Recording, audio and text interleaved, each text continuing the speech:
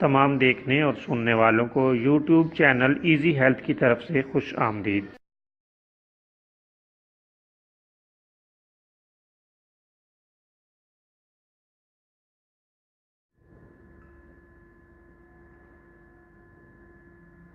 اگر آپ خدا نخواستہ کسی بھی جسمانی بیماری میں مبتلا ہیں تو بلا جھجک اپنی بیماری کی تفصیلی علامات اپنے ہاتھ سے اردو میں لکھ کر اور موبائل کے ذریعے سے اس کی تصویر بنا کر ہمیں واٹس ایپ کریں اور فری ہومیو ہربل طبی مشورہ حاصل کریں۔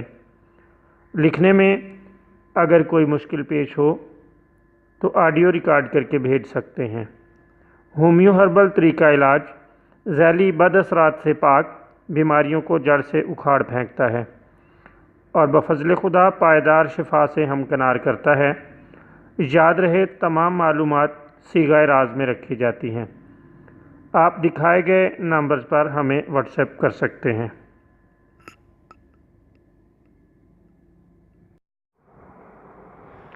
دوستو، آج جو ویڈیو ہم آپ کی خدمت میں پیش کر رہے ہیں اس میں آپ کو ایک ایسی معلوماتی ویڈیو دی جا رہی ہے جس سے آپ کو علم ہوگا کہ دودھ پینے کا صحیح طریقہ کیا ہے۔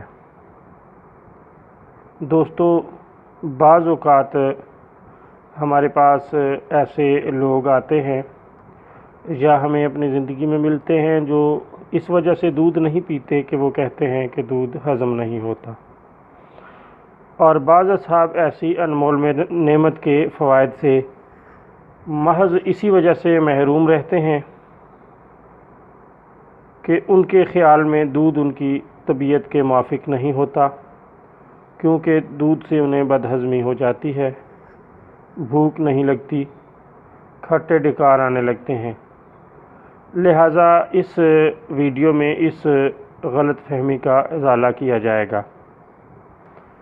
دوستو، دراصل ایسا بہت ہی کم وقوع پذیر ہوتا ہے، بلکہ دودھ پینے کے قواعد اور اصول کی بے علمی سے ایسی شکایت کرنے کی نوبت آتی ہے۔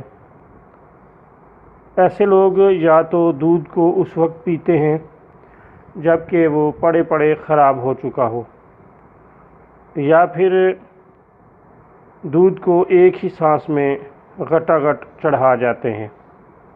یہی وجہ ہے کہ ان کو دودھ ہضم نہیں ہوتا۔ دودھ کی صحیح ترکیب ہم عرض کرتے ہیں۔ دوستو، منہ کا تھوک قدرت نے اس لیے پیدا کیا ہے کہ اس سے غذا کے ہضم ہونے میں مدد ملے۔ چنانچہ جدید تحقیقات سے یہ بات ثابت ہو چکی ہے کہ لعاب دہن ایک بہترین ہاضم چیز ہے۔